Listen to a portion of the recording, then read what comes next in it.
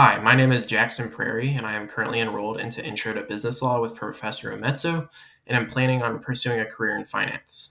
During my mental health first aid training, I learned that in today's workplace, understanding mental health is a necessity and is extremely vital in terms of organizing a healthy workplace.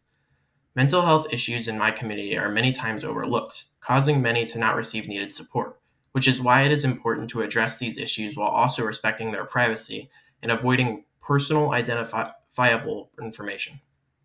Throughout the training, I learned about the Algae Action Plan, which stands for Approach or Assess the Situation, Listen non judgmentally, Give Reassurance and Information, Encourage Professional Help, and Encourage Self help. I plan to apply this action plan by observing my coworkers' distress or struggles, then approaching them in private while being as respectable as possible. My goal is to create an open and safe space for my colleagues where there isn't any hesitation to share their struggles.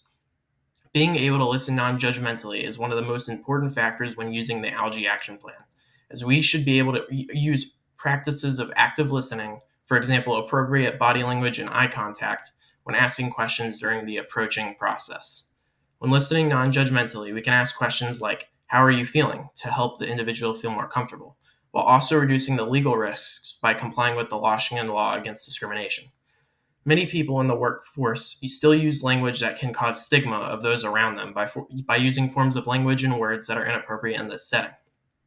This can cause individuals dealing with mental health challenges, such as coworkers, supervisors, and others in the workplace, to feel uncomfortable, as well as increasing the legal risks in the situation of the Washington Law Against Discrimination and the American with Disabilities Act.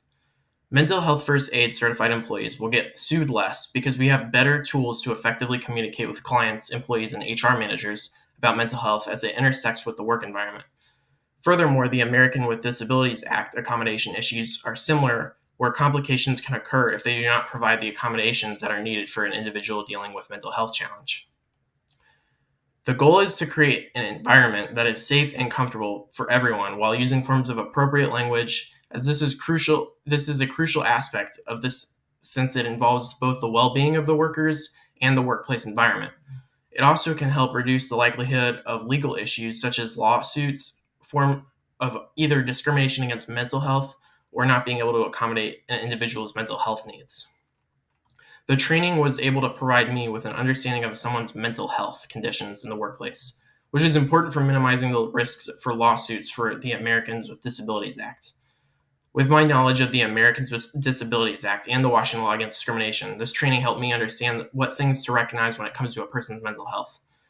I learned strategies for engaging in conversations with the use of the Algae Action Plan for engaging in a respectful conversation with someone facing a mental health challenge.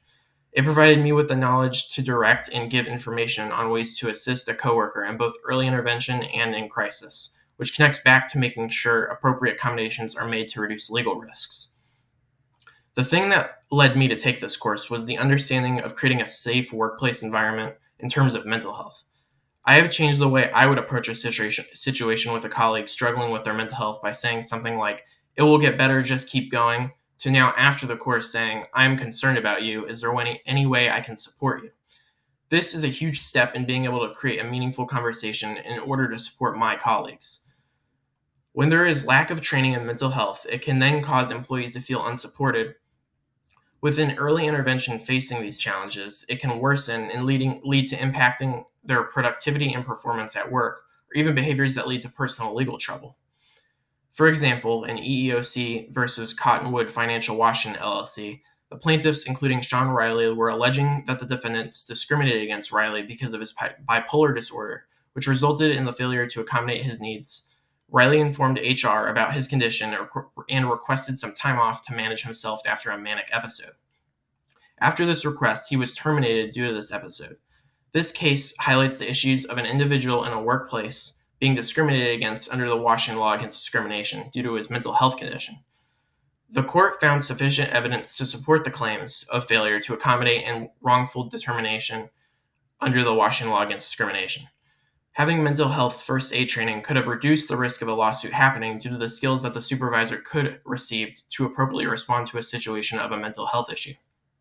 This would create better awareness of the management and could even encourage employees to communicate with each other to make a better work environment for the employees.